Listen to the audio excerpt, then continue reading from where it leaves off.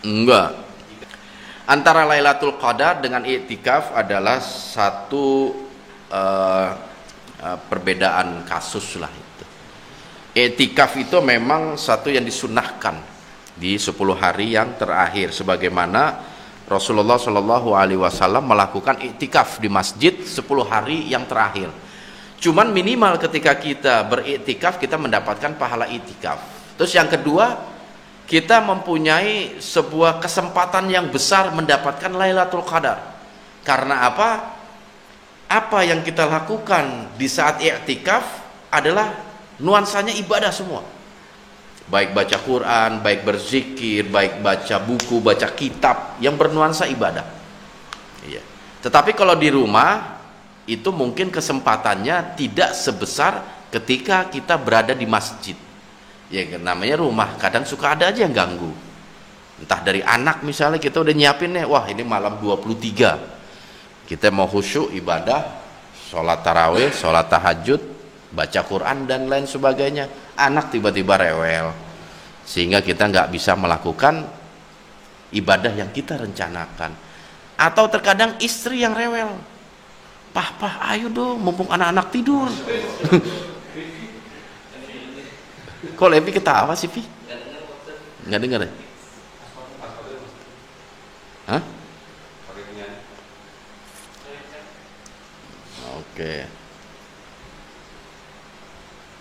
Gitu, Pi.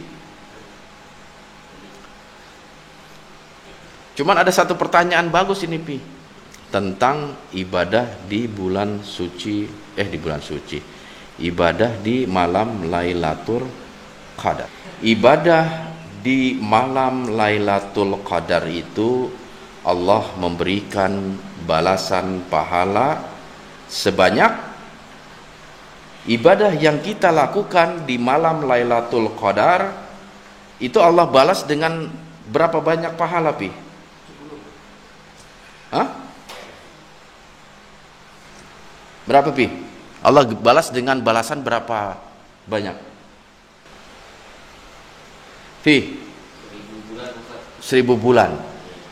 Jadi sama juga dia beribadah, misalnya ente baca Quran, baca surah Al-Fatihah, Allah akan balas ente seolah-olah selama 1000 bulan ente baca surah Al-Fatihah.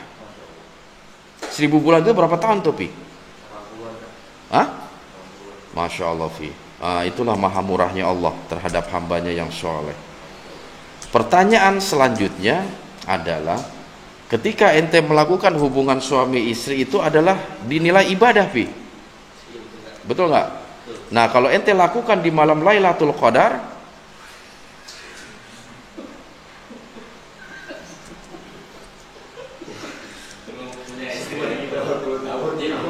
kenapa?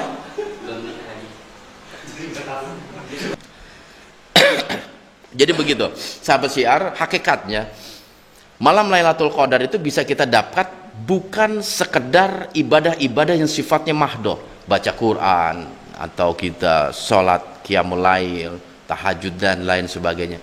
Bahkan kebaikan yang sedikit pun ketika situasi dan kondisinya pas di malam Lailatul Qadar, Allah akan pasti ganti atau balas dengan 1000 bulan.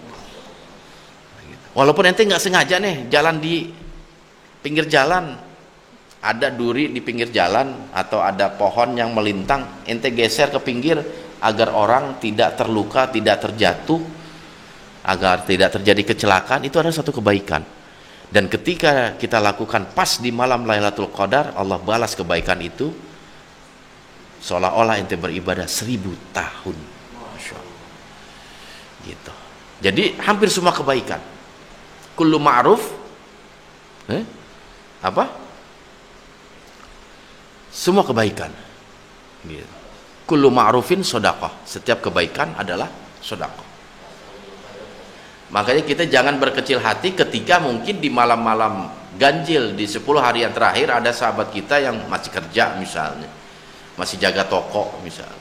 Tetap kebaikan itu bisa kita jaga. Masih kerja di pabrik dan lain sebagainya. Atau posisi masih di jalan, jaga warung misalnya. Tetap kebaikan harus kita jaga. Jadi nggak mesti kita dapatin di masjid ataupun di rumah, bahkan di tempat-tempat yang mungkin kita anggap sebagai nggak mungkin dapat.